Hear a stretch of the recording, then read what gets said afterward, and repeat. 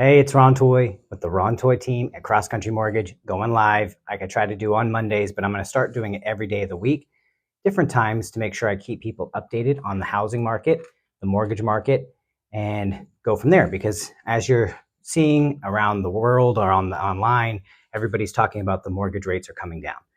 And it will continue to come down throughout the rest of the year and into 2025 as we've seen inflation's coming down and those key economic indicators continue to show that our economy is strengthening in that side of things. The job market's a little bit volatile, and that's a piece that they're needing to shore up. And that's why the Fed is talking about cutting the Fed fund rate to not overcorrect.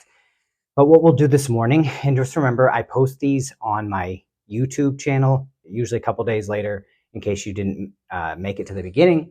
But I'm going to play the morning update video by Harry Habib on MBS Highway. I subscribe to MBS Highway, and he does a morning update every morning. So I'm just going to share that with everybody on this call or this live, so you can see what I watch every morning to make sure I'm current. So let me flip my screen and show you. Let's go watch his update. I'm sure you heard by now that the Fed is behind the curve. What's that mean? The curve in the economic situation turning lower, but yet the Fed is lagging behind. We've seen it before when the economy is turning up and the Fed is still accommodative. It's because they're out of touch. I'm going to break down some things to show you why, and if they don't do something, they could be out of time. Off an important week. We're going to get some important data this week, and the bond market starting off pretty calm. Both mortgage-backed securities and the 10-year Treasury near unchanged levels. As we said, getting behind the curve is something we've seen the Fed do over and over and over again, and it's created these boom and bust cycles. As the economy picks up, the Fed stays too accommodative, and we get this big boom. And then to correct it, the Fed starts to get very aggressive. But as the Fed says, there's long and variable lags, but yet they don't pay attention to the fact there's long and variable lags. It's interesting that they say it, but they don't do it. There's a lot of hubris because you have the most important price in the world is the price of money. And we know how important the United States is to the global economy. And there are just 12 votes that go into what that price should be. And so it should be very important that these should be really sharp trained economists. But yet the data constantly points to some question marks here. And over the weekend, we heard from a Fed governor. Now, when you're a Fed governor, you're always voting. And it's Michelle Bowman. She's been really hawkish. And we've talked about Michelle Bowman's past and that there really is no experience there. She's not a trained economist. She is an attorney. But her whole experience was working for a short period of time at mommy and daddy's bank. Not exactly what you'd want from somebody who's one of the 12 chosen to vote on the most important price in the world. And this is getting a little scary because as we point to some of the things that she had said, it goes to show just how out of touch she is with what is reality. Let's take a quick look here, and we'll go through this quickly. And Dan, just help me along the way here. She talks about core PCE being 2.6%, and then she says that's uncomfortably high above her 2% goal. Yeah, I mean, this has moderated significantly. And, the Fed and Powell, even in the past, had said that they would be comfortable with inflation a little bit above 2%. So, I don't think that this is uncomfortably above their made up number of 2% anyway. In addition to that, the monthly readings have been more in line with 2%, but it's just understanding that the replacement values from 2023 levels. So these are things that are clearly not something she's paying attention to. Then she talks about the unemployment rate being historically low at 4.3%. So just a quick point here is that it's not necessarily the unemployment rate. It is the rate of change. The rate of change is now 90 basis points above the cycle low, going from 3.4 to 4.3%. And then I think that contradicts herself when she talks about the QCEW. Yeah, well, on the unemployment rate, going back to 1948, we've never seen that relative change there of 90 basis points without seeing a recession, with 100% accuracy. But then she goes on to say that the unemployment rate could be overstating the weakness in the labor market, which she then goes on to say that the QCEW, the real census data, has been showing the BLS has been overstating job growth. So she's directly contradicting herself there. And she goes on to say that the response rates could be accounting for inaccuracies. But Thank you for everyone when who's you look at joining. the This is business NS survey, where you Highway get the Live headline update job this creation morning. number, that has declined in the response rates from 60% to 43%. So clearly that's less accurate. But she's specifically talking about the household survey where the unemployment rate comes from. And while that has declined a bit, the response rate there is 70%. So you could argue the opposite, that that's more reliable than the business survey, which we know has been overstating job growth with their own revisions, especially with the QCEW data. And the household data much, much better at inflection points because you're getting a finger on the pulse, which, again, she is lagging. And then she says housing services, which is essentially shelter inflation, may rise because of immigration. Now, the vacancy rate's grown to 6.7%. So we know that that's not the case. We know all this construction has occurred, and the construction is something where we're looking at more supply coming to marketplace. This is another area that she doesn't understand the lags. We know that the shelter numbers had been one of the reasons why the Fed got it so wrong, because they didn't account for the fact that shelter would lag when they kept rates too low. We knew that this was going to happen, and it is happening. Shelter is coming down, but much slower. The numbers that are out there are 5.2% is what they're showing for shelter inflation, and yet all the numbers are less than. In fact, Dan, today we got fresh data on this today from Zillow. Yes, they released their observed rent index, and this was for the month of June, and it shows that rents rose 0.4%, which is moderating and decelerating from the previous report in May of up 0.6%.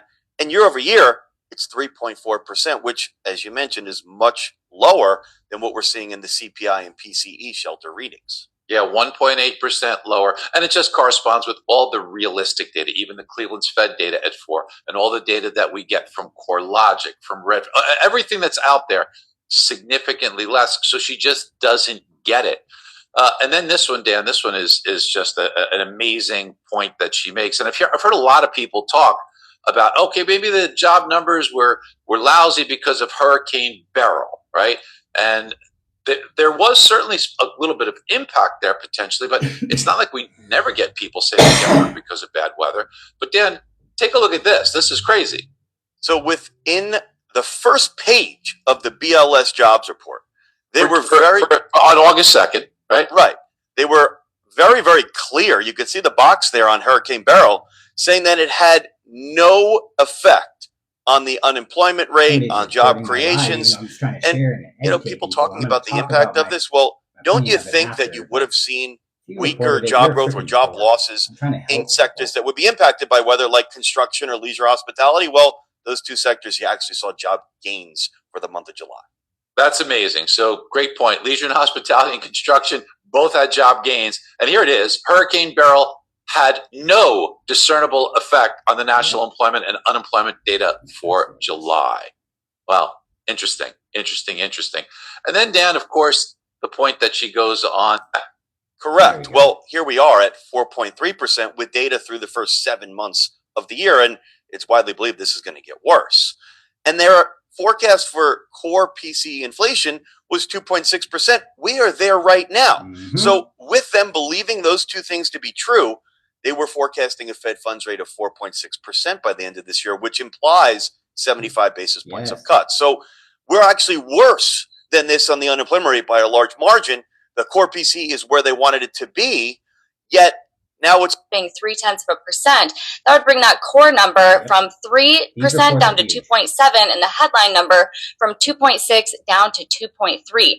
Now, the expectations are for that core month-over-month reading to be 0.2%, and the headline number to be up 0.1%. Those would be pretty good numbers, I think. And again, a lot of these numbers do filter for yourself for the upcoming refi boom, and talk about different strategies. Trained oscillating plus or minus on the the reason why I want to fast forward it is we've already improved better than this morning. But here is the economic calendar this week. That's why it's so important. Tuesday, producer price index. You see this. This is an important report that impacts rates. Wednesday, CPI, super important. Thursday, retail sales, everything. Import price index. The jobless claims always is important. this is why this week is huge. And building permits. Why this is important is we have an inventory problem. Let me turn the screen around. But no, first let me show you this. Okay, here's where the markets are right now. We can get that. This is the housing market for interest rates. We're up 10 basis points. The higher this, the lower the interest rates. As you can see, since July 1st, we've rebounded all the way from 98.13 to where we are right now at 100.46. So close to 250 basis point improvement in a month. This is super awesome. Rates have come down significantly. And so this is why everybody's talking about the refi boom, not just for right now, but as we progress through the year. And if the Fed cuts the Fed fund rate here in September, that's going to be huge. But just keep in mind, the higher this number, the lower rates. And what you want to ask when you're shopping rates with a lender is, what is the bond market price, which is this number, and what coupon is that rate attached to, which is this, the UMBS 30-year 5.5%. There are additional coupons, but this is why you want to ask that question. So you're comparing apples to apples, because as you can see, the markets change often. And so if you called somebody at 11 o'clock or 11:30 and someone at 9:30 in the morning, you're going to get two different prices. And this is why, again, I talk about this on my lives every Monday to help the people who are watching be informed consumers. So again, you can see the markets. We have rebounded huge. And I watch this stuff like a hawk. I get notifications, but let me just show you what the 1 year change looks like. From the highest, remember, the lower this number, the higher rates. Back in October, we were down over here, 93.87, because we were on the 6.5 coupon. We've rebounded massively since October. Let me switch my screen around. All right, we're back in business. So you're going to have a lot of loan officers talking on this app, which is important because this is huge. And for every 1 point drop in rate, brings another 2 to 3 million buyers back to the market, meaning prices will go up. I've seen several people in comment sections talking about, well, home prices are going to come down. I assure you, as someone who has done this for 10 years and watched the markets and studied the information, and I've shown you the charts, which I can pull up again on this live because I figured out how to do that the other day. So let's go ahead and do that. Let's go ahead and put something on here so you can see what I'm talking about. Enhance. Background. Boom. I'm going to put up the chart for home price appreciation data since 1942. And keep in mind all of the different things that has happened in our economy since 1942. How many recessions, how many, wars, economic crisis. Yes, boom. So here it is. I'm going to get out of the screen so you can see it. Since 1942, home prices have appreciated every single year except for 2007 through 2011 and 2019. Some years it's been flat, but if you look at the years around it, in the 80s, interest rates were near 8%. Look what home prices did. 7, 5, 1, 5, 5, 7, 10. It's intense, but look at back in 2021. Home prices appreciated 19% in that year. That's intense. And so why this is important and why I like to talk about it is to help correct that mindset when people think home prices are coming down or they will come down. They don't come down. Historically, 1942 through recessions in the 50s, 60s, 70s, fuel shortages, 80s recessions, everything. The only time in our history, in a collective period of time, was when the mortgage industry was, in essence, self-regulated, doing garbage loans, horrible, lax guidelines, and they overbuilt for the demand. And I'll show you that on the next slide. Boom. No, this one. Okay, so when you look at the birthing rates, this stuff isn't super sexy, but it's important because economists study this stuff and they see what's going on. There's a huge drop in population. The average age of a homeowner, they call it housing formation, is about 33. So when you project out 33 years from a huge drop in population, as you can see right there in the 70s, you're going to have a situation. And I'm going to show you something else because in 1973, you can see population drop, but not just that, in the generation itself. In Generation X, only 55 million were born compared to boomers when you have 76 million, and millennials, you have 66 million. So keep in mind, every year that we continue through time, as the population has grown and people have immigrated into our country, which is awesome, we want that, housing needed to keep up, and it hasn't. Let me show you that next slide.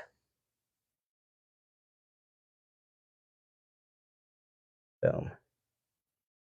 See if I can get it a little bit better. No, this one. Okay, so again, this is just a little show you. So back then, the most amount of homes ever built in history, there's 4 million homes available. At the end of 2023, there was 1.8 million. Keep in mind, there's 11 million plus more buyers in the market than there were back in that time period. And the guidelines have tightened. Let me show you the housing formations versus completions. That's the part that's important because it ties in to the permits report that comes out on Friday. Let's get that up.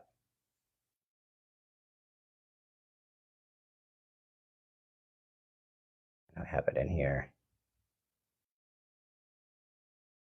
I wish I could organize my folders for TikTok stuff. Thank you for your patience as I scroll through my phone. Trying to find the right photos. Let's see.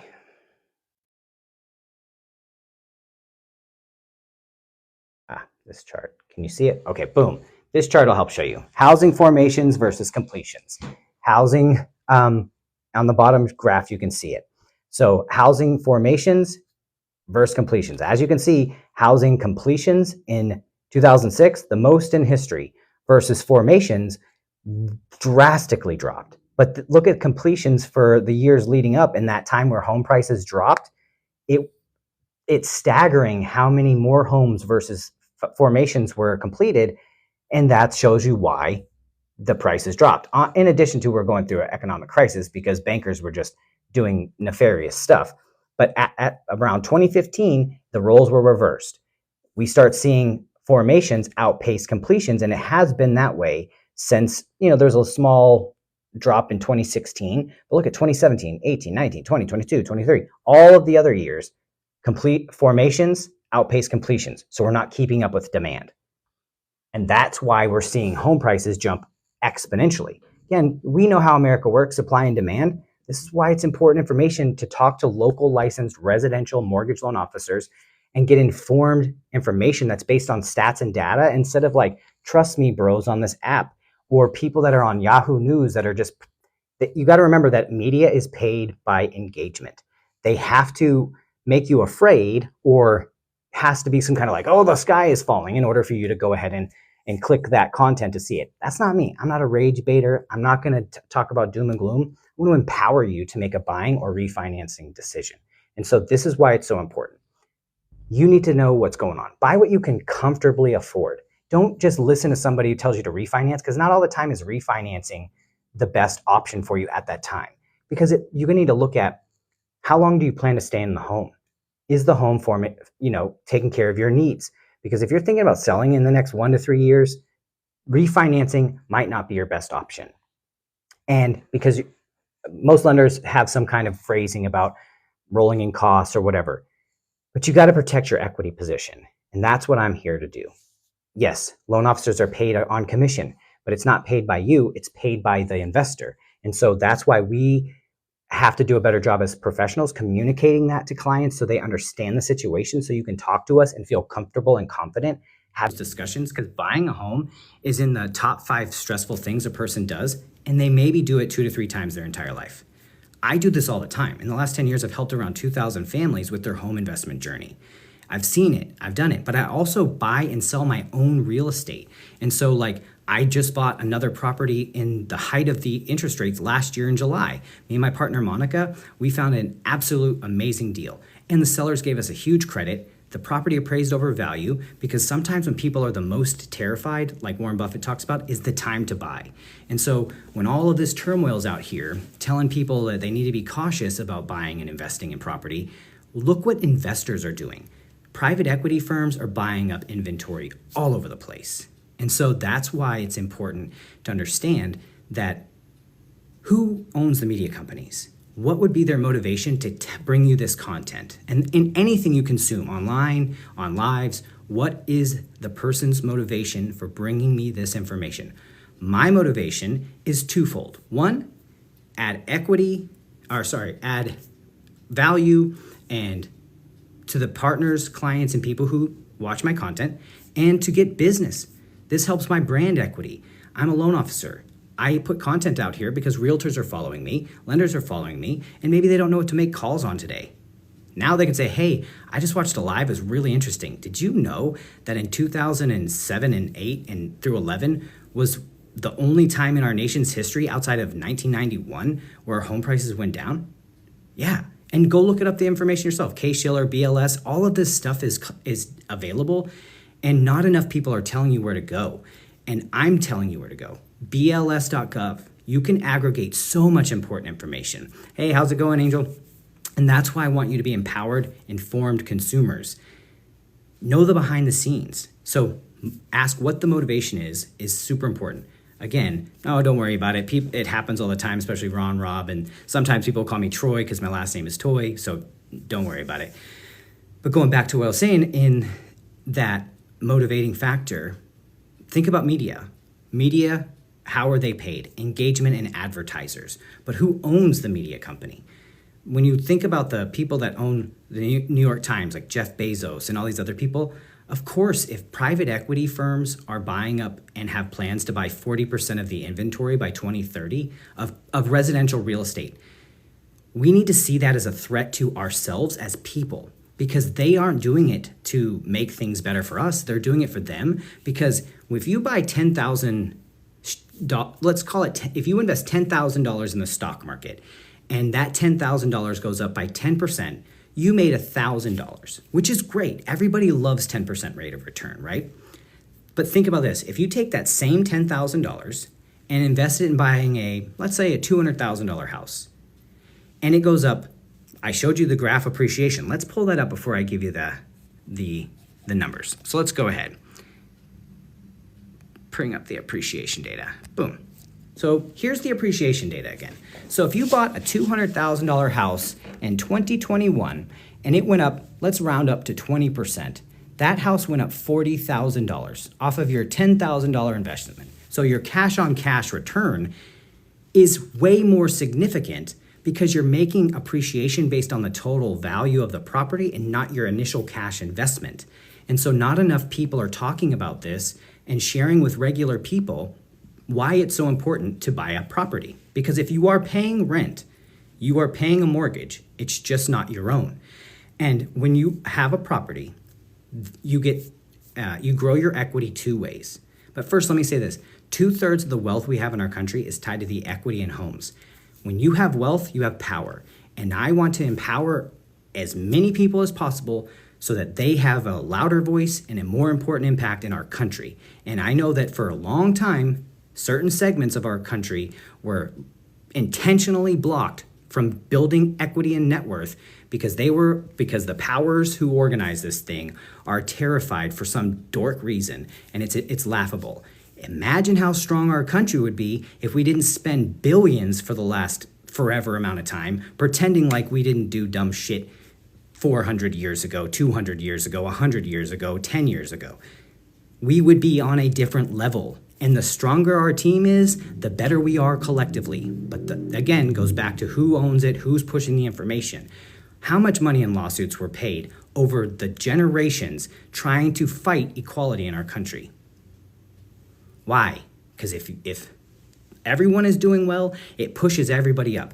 But they try to think trickle-down economics. How did we ever stay okay with trickle-down economics? It's laughable. But let's go back to this. Look at that. Why is buying a home so important? That you can comfortably afford? Because if you're paying rent, say it's $2,000, don't look at homes that are over that. If you're comfortable at $2,000, who cares? Buy a house that's $2,000. If that might be a 1-bedroom or 2-bedroom condo, but if you're in a 1-bedroom apartment, buy a 1-bedroom apartment. Your cash to close, especially around the country, with down payment and closing cost assistance and seller credits, can be next to nothing. My next live I'll do tomorrow, hold me to this. I will show you a loan estimate on a deal I closed last month where the client got their entire earnest, option, and appraisal money back at closing. Because when you use a down payment and closing cost assistance programs, it goes towards the borrower's minimum contribution for FHA. which is their earnest option appraisal, as long as that investment is above their 3.5% required down. So if they're doing 4 and 5% assistance, then they can get all of their money back at closing that they paid on what they're called paid outside of closing costs, earnest option appraisal inspections. So I'll show you that. So that person is in a $300,000 house and got a $3,500 check back at closing. They're going to be building equity based on the value. So when I show you 2021, 19%, that's where we're heading into. And this is why investment companies are salivating over this, because yes, index funds have averaged 10% rate of return, but you have to put in a huge chunk of money to get that same 10%. But investment companies, investors, can put 20% down. So on a $200,000 house, yeah, you're putting 40 grand down, but if that thing went up 19%, you just made 100% rate of return on your cash on cash. And think about it this way. Once you start building your portfolio, because as a homeowner, if you stay in your home 12 months, you can get a lease agreement on your current property and it can offset your debt to income ratio. So then you buy another property as a primary, rent this one out, and now you can buy the next one as a primary. So if you're doing FHA or 3.5% down or 5% down conventional, and now you've got another property. Stay a year, do it again. So you're building a real estate empire without ever having to put 20% down. And if you really want to get fun, buy duplexes and fourplexes, because in investment terms, we call it doors. How many doors do you want to own? This is why it's important to interview your loan officer, because you want to make sure they align with your current and long-term financial goals. So when I do interviews with my clients, I call them B1s, or borrower consultation. It's the first call. I'm asking them, are you working with a financial planner? How many properties do you want to own in your life? Do you ever plan on investing? I'm doing all this information so that I can make sure that, again, I'm aligning with their current and long-term financial goals. How much are you paying in rent? What made you want to sign the lease on the current property you're in? What's your favorite thing? What do you not like about that property? Because if I can show people a path to freedom, that's what I'm here for. Because if somebody needs $6,000 or $7,000 a month in passive income, great. I want you to be happy. So if we can put together a plan that gets you in that kind of passive income in the next 5-6 years, sure, it takes 5 or 6 years, but that time's going to pass whether we like it or not. So as long as you're on the right tracks, you're going to be at your goal by that time period. But sometimes you'll see this, and most professionals will tell you, and it's why business planning is so important, and also tracking. Because once you put your goal on paper and tangible metrics that are measurable on a daily, monthly, weekly, quarterly basis, you can make sure you're that you're on track, and then make little adjustments. And so this is where you work with a good licensed residential mortgage loan officer. It's different than calling somebody off of cheap rates 1, 2, 3. They're order takers. They're going to take your app. They're going to give you exactly what you want, but they're never going to ask you those in-depth questions. And this is why it's important for realtors to partner with good lenders so that they are making sure that their clients are getting the quality of care, because as we continue through this cycle and markets and industries are compressing because online 1, 2, 3 cheapest rates, NAR trying to do things, and Zillow with 1% agents. Imagine shopping for heart surgery online, trying to find the cheapest deal instead of the best option. And people will say, well, realtors aren't a heart surgeon. Wait till you get sued if you do something wrong in a real estate transaction, and you now are left on your own because you decide, I'm going to do it by myself, or I'm going to use a 1% fly-by-night who isn't even in the business anymore. You got to be with people that are going to take care of you and help protect your interests, because your home is one of the key factors of long-term wealth. And there's been so many people that have lost everything because they wanted to try to save a few percent in a realtor and not realizing the value. Yes, sure. What will happen with this compression is the realtors who aren't worth their time are going to go off and do anything else. But good quality realtors that are in business, that are consistently doing business, are going to thrive because they're not transactional based, they're relationship based. That's what I'm here. I'm a relationship based person, so I'm giving information to my realtors, lenders, clients out here so they can have good conversations. Calling their clients. Screenshot this if you want. Share that. If you want it, I can email it to you. My contact information is in my profile, you can click the link. It's got my link tree. It has all my social medias and my website, my calendar to schedule a time to talk. But let me help you get your clients in a position to get off the fence, because that's a good call right now is, hey guys, or client X, let's call him role play right here. Ring, ring. Hey, Ron, I'm going to pretend my name is Mark. It's Mark from Cross Country, or Mark from Keller Williams Group. Hey, one of my promises I made to you was that I was going to make sure that we stay on track, and I honor my commitment to growing your net worth through home ownership. And I just heard a really cool thing on a live. I just saw the home price appreciation data since 1942, and it is mind-blowing. What I want to know right now is, what do rates need to be for you to feel confident to make a buying decision? Because I know you said you put it off, but let me put a marker on your account so I can follow up with you when it makes sense. What does that rate need to be? Whatever they tell you, put that on it. If it's 4%, 5%, great, because now save this information. If you know they need to be 5%, and right now they're about 6.5%, but there's seller credits and buy downs that can help you get into that rate that they need. So then you call them back. Hey, is it okay if I follow up with you in the next couple of days once I put some numbers together to share with you? Great. Talk to you on Wednesday at 12.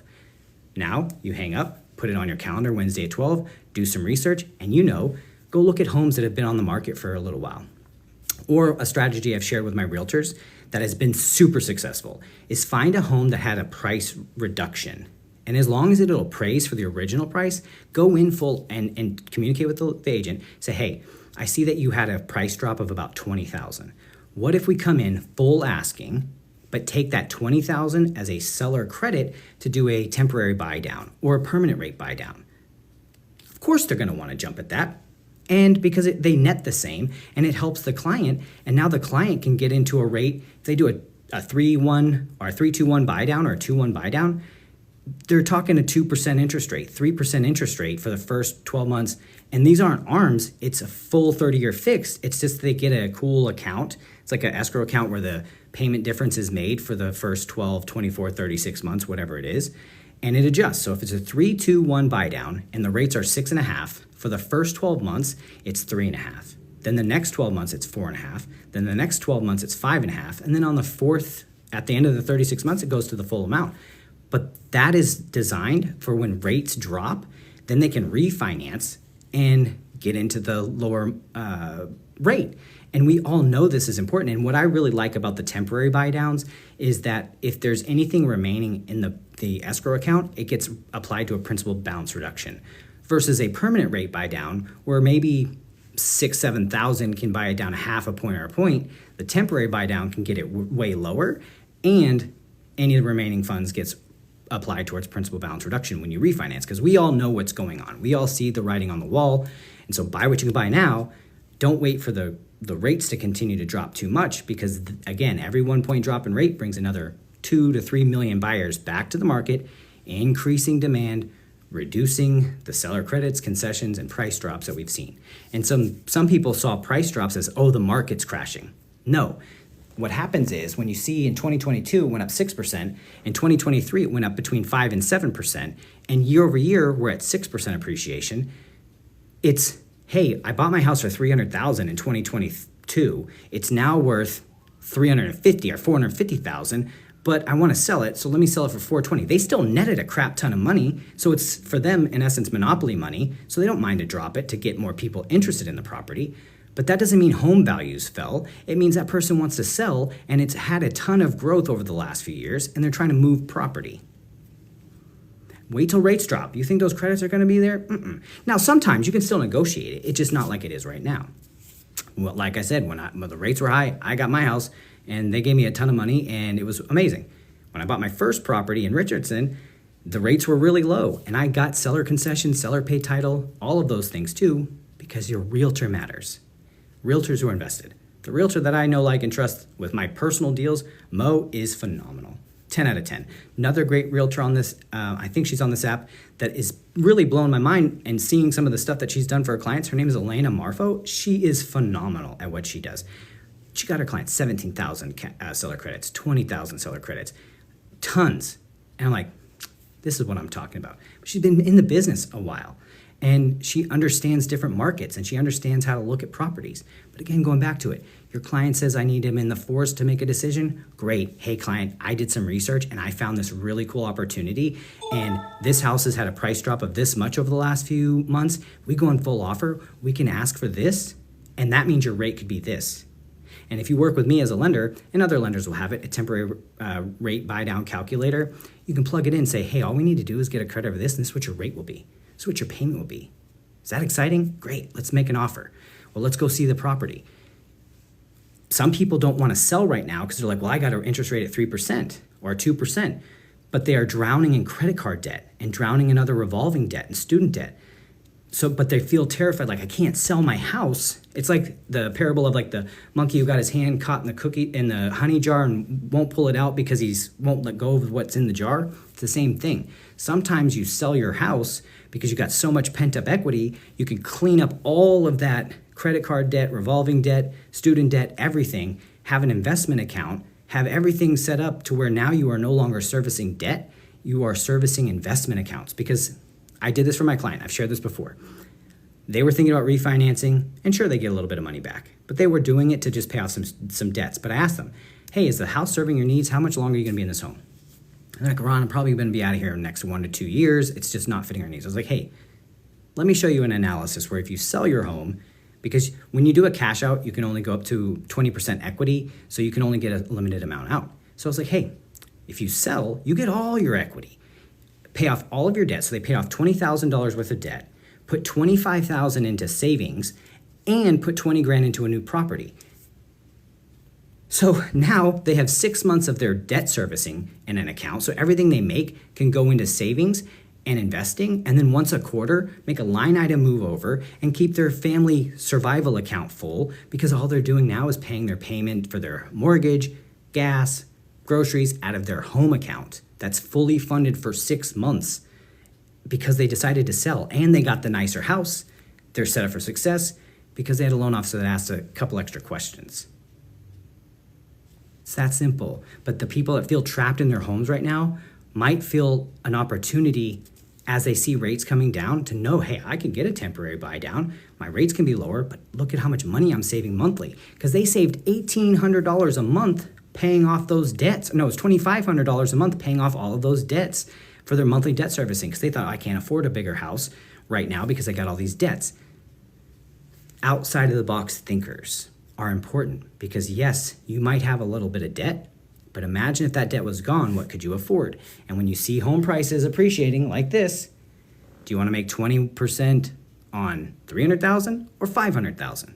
But I don't want you to go above what you can comfortably afford, because I want you to have freedom. I want you to have fun. I want you to have a life, not strapped to your house. What kind of house do you need? What's the most important? Is it a large soaker tub? Is it walk-in closets? Is it a game room? Is it an office? Great, let's get those things in. Find you a great property that makes sense, that you feel comfortable in, because this is the truth. Statistically, we're in our homes, for especially first-time home buyers, 3 to 6 years. That's it.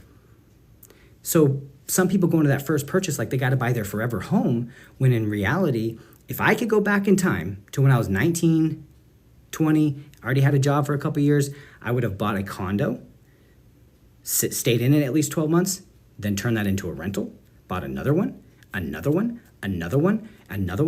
every single year since I was 19 or 20 until I am here where I'm at today. Because for a long period of time, I didn't buy my first house until I was 35 or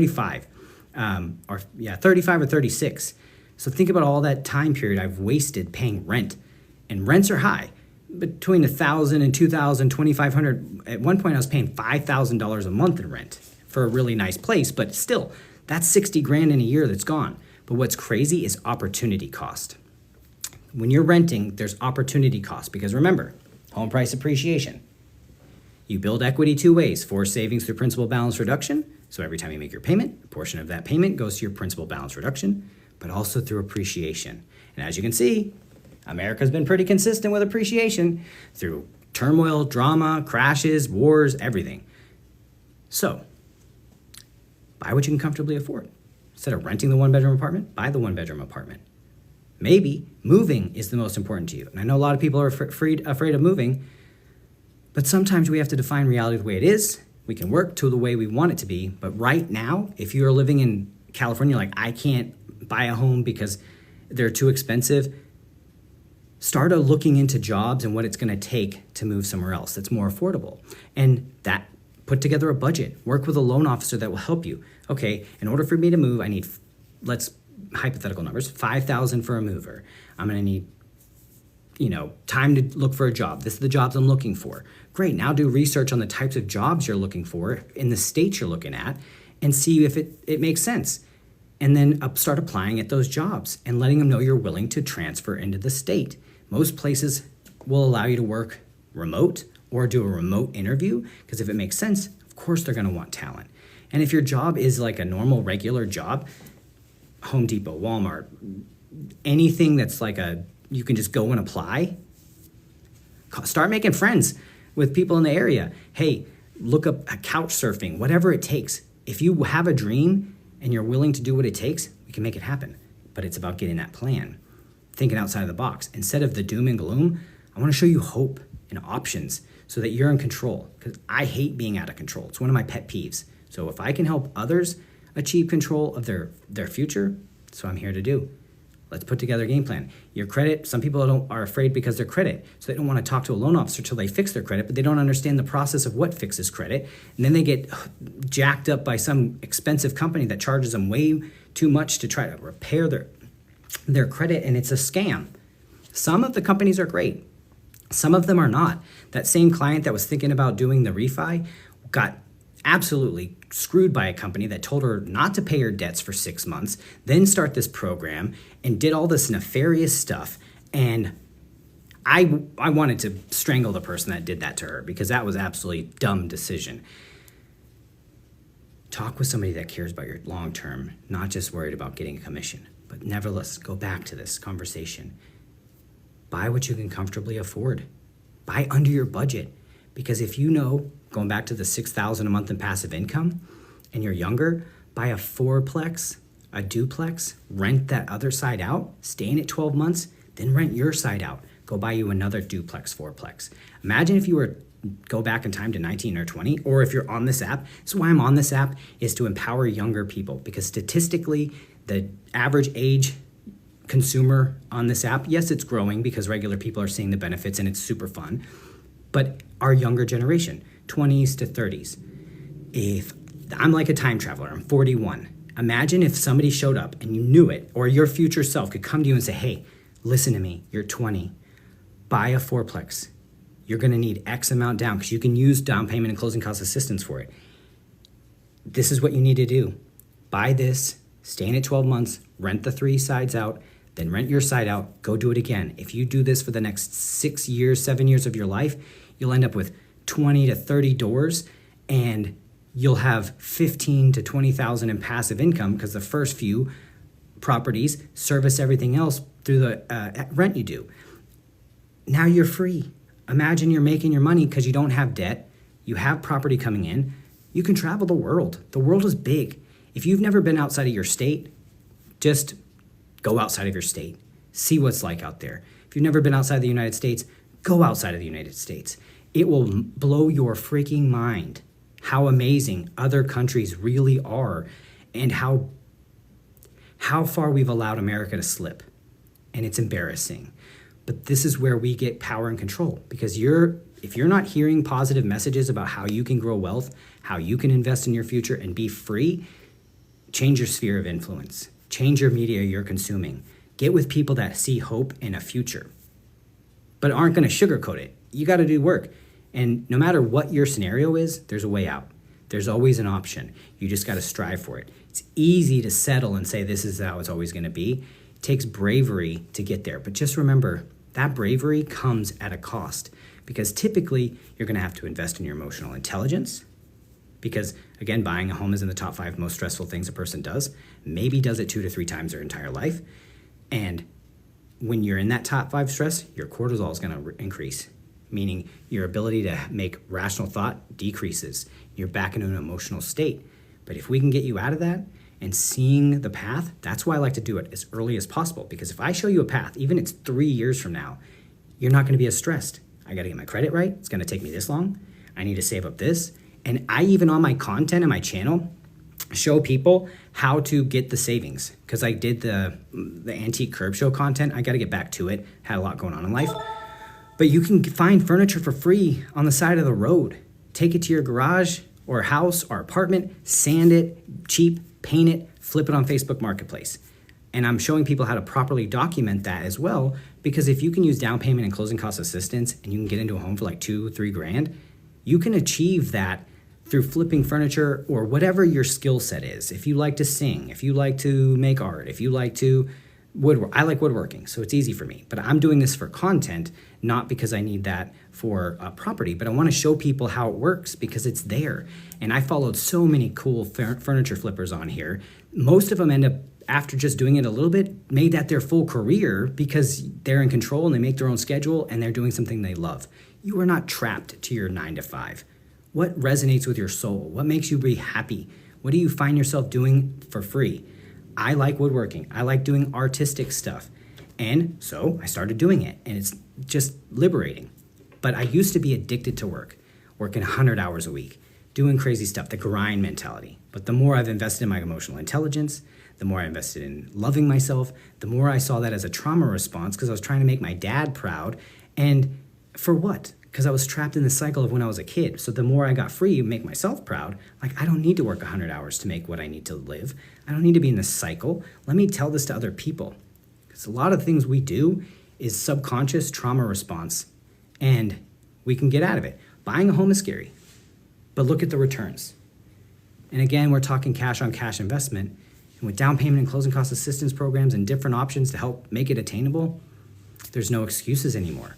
Why not to buy? Yeah, if your credit's bad, no worries. Don't feel bad about that. The game is not structured for everyone to get ahead, but it can be if the right people come alongside you and show you a path. But if all you've been told is no your whole life, a yes sounds weird. A path sounds weird. Like what? Yes. Get out of your current sphere of influence to see things differently, because you cannot heal from the trauma and you cannot improve your situation by staying around the people that hurt you or continue to tell you that it's not possible. Love yourself more than the fear of leaving other people behind. Because otherwise you're going to spend the rest of your life regretting what you could have done if you just listened to some random dude on a TikTok in 2024. Make your dreams happen, but start to think about it and be intentional. If you have a vision for your future and you never write it down and you never write the action steps down, it's a pipe dream. It's just a thought. But as soon as you start putting pen to paper and say, okay, I want $1 million. Let's just say if that's your goal. I need $1 million. Well, okay, in order to get $1 million, how much do I need to make per day, per month, per week? All of it. Okay, good. What can I do that gets me the income level of whatever it is, like $800 an hour? Okay, if it's $800 an hour, do this. I should start a podcast. I'm barely good enough to technology on this thing. I've thought about it, but thank you for that suggestion. It's in the back of my mind, but think about that. What does it take to make $1 million a year, hours? Once you get to the hour amount, okay, what do I need to do that pays me this amount per hour? And if it's a high amount, it's okay. Don't be afraid of that. Start to look at online options. What pays me $800 an hour? That's tough, right? Okay. Well, sometimes if you make the right sales jobs, flipping furniture can get that. I've seen a lady who went and found a crazy couple of nightstands on the side of the road and dressers and then sold them for like $1,500 to $2,000. Yes, it took her more time to do that, but you start building that pipeline up and you start distributing those out. That lady went from an $80,000 a year office job to making $250,000 a year flipping furniture, and she's free. Yes, this is all there. I want to share it. It's possible. If you like to do art, what art is selling? Look it up. Do what makes you feel happy, but then find venues. Start interacting with people's content that will help you spread the message, and then start distributing your art, all at the same time of maintaining your current job. And now, I need to save this, I need to make this, and there it is. Maybe your goal is in $1 million. Not everybody, that doesn't need to be your goal. Maybe your goal is, I have 50,000 in debt, I want to pay it off. Great. If it's 50,000 in debt, divide it out the same way. How much do I need to make a month, a year, a week, a quarter? What can I do that pays me this amount of money?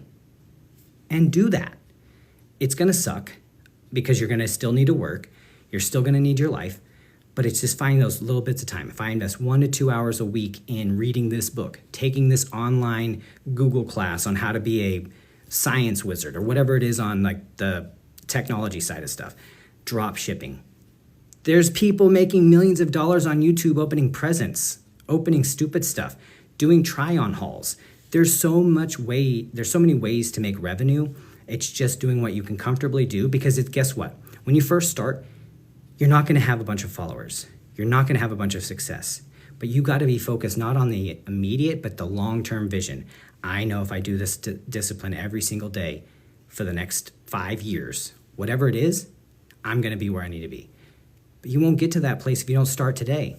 And that's why I want to, again, bring hope and show people, because as a loan officer, it's more than just a loan.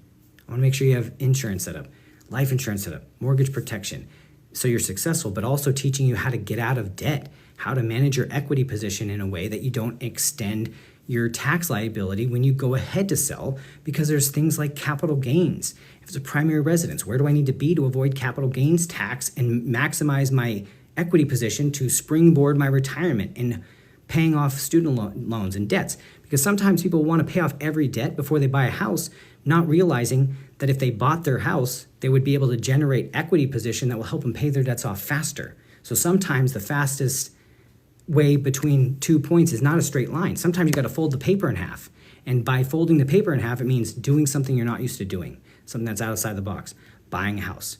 I showed people who have $100,000 in student loan debt how to purchase a house, stay in that house for 5 years, and in that 5-year period, their home appreciated more than that. It appreciated $300,000, so they were able to pay off their entirety of their student debt, pay off every debt, and then they went and bought another property.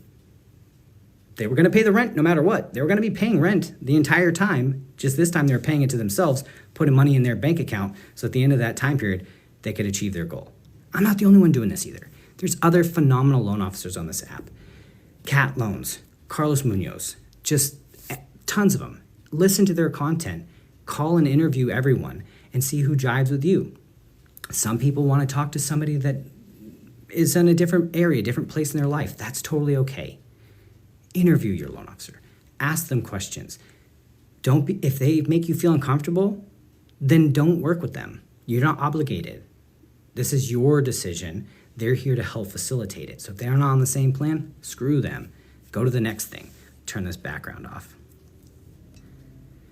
But, I'm here to help. Like I said, I'm going to do these more often. This week is going to be a super busy week with economic data, PCE, PPI, CPI reports, Consumer Price Index, Producer Price Index, jobless claims, then the housing permits. The housing permit data will show us how many permits are being filed for single family and multifamily properties.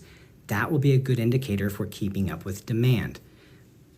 Permits, but then you want to look at the reports that come out later, which are housing starts and housing completions. Because you can file for the permit, but if you don't start the house, then it's not going to be built. And that means it's going to take time to finish. And that's why new construction takes time, because there's a lag time in that. This is the final piece that I'll share on this live today, and I'll share more tomorrow. But the reason why it's such a detriment that private equity firms are buying up all the inventory is their hold time. The statistical average for a first-time home buyer to stay in their home is 3 to 6 years, meaning that there's turnover in already existing properties. But when new construction comes in and corporations buy up property, they're not really looking to turn the property over. They want to hold that property as long as possible to extrapolate as much equity and as much rent revenue, but also tax liability reduction. Because if it's vacant, they can write that vacancy off on their taxes at market rent. So if it's vacant, they don't care. It's a tax write-off. Because if you remember, most private equities like BlackRock and Vanguard and all them, they own all the companies. They own all the banks. Go look it up. And so if they own all the banks, and if they own the multifamily companies that own that also control rental prices, and they own the single family and they're renting it.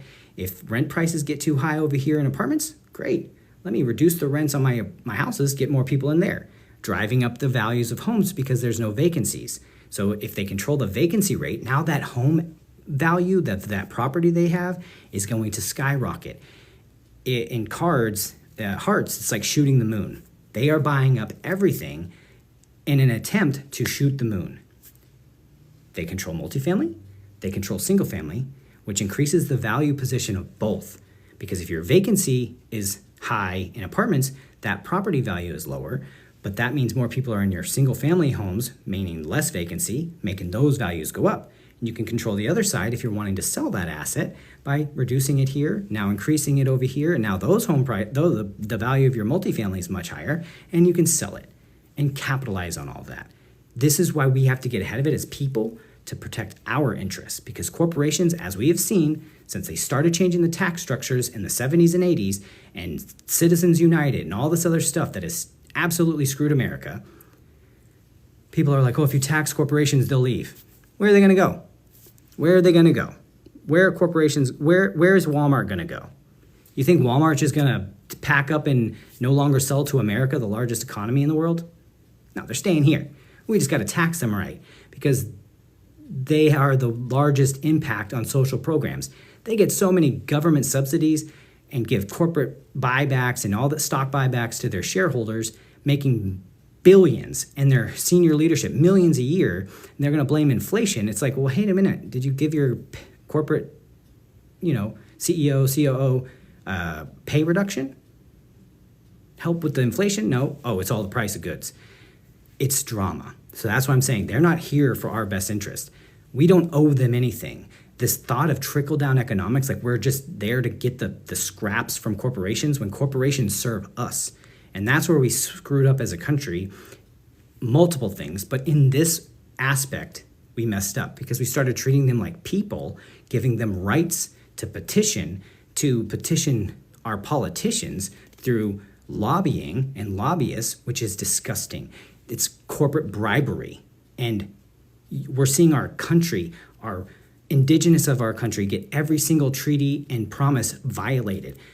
Citizens violated because of corporate interest. Oh, well, we want to make money, so we'll do eminent domain and kick all these people off their land because it's what's best for everyone. So when eminent domain is used as a social program for corporations, it's good. But if a mom needs some social services to help bring her out of poverty, that's bad, and she's a drain on the economy. I challenge you to go look up the corporate subsidies we give out every single year to these Fortune 500 companies, and all of them, and tell me who's really the welfare queen of our country. I study this. I look at this every day. I know what's going on. Again, if we want things to change, we have to define reality the way it is, but then put things in place to make the changes.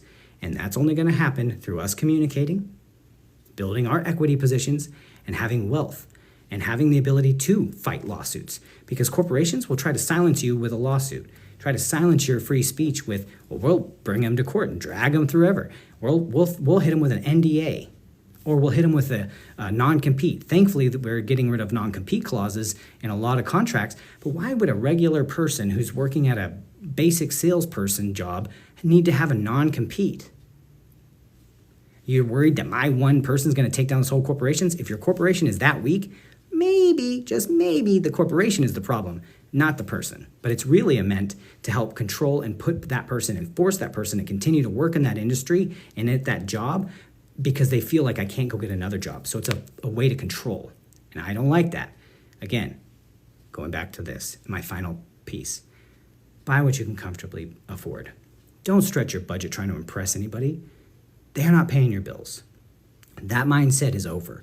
The American dream of, 2 cars and big old huge house, it's not that it's not attainable. It was fed to us by corporations who wanted to control us, because if we're in debt, they have us.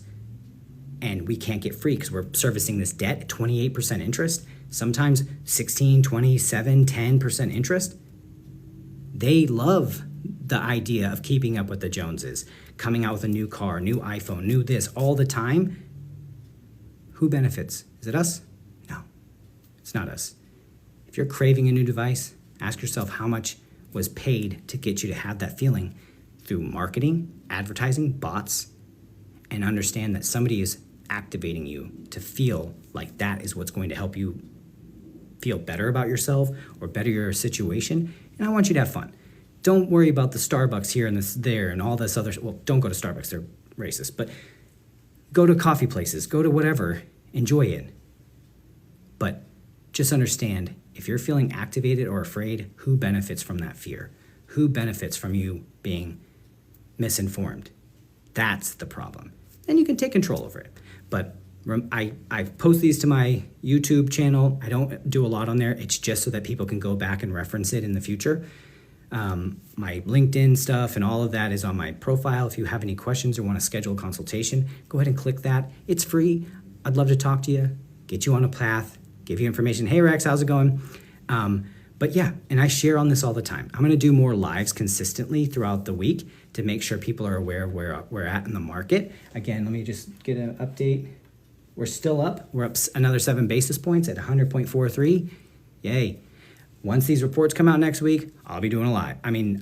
Later this week, tomorrow, every single day. So stay tuned. I don't know if it'll always be around 12, 1 o'clock, but I'll usually do a post when I'm going to, giving people a heads up and go from there. If there's anything you want to see content-wise, numbers, send me a message, send me a DM. I'm happy to go over that on the next live. If you ever have questions, feel free to put it in the comments and I'll try to address them. Thank you everyone who showed up and engaged with my content today and shared. It means a lot to me. I'm just a regular guy here in Dallas, Texas, and I'm just trying to give back and make sure that you're empowered to make a home buying or refinancing decision. Talk to you.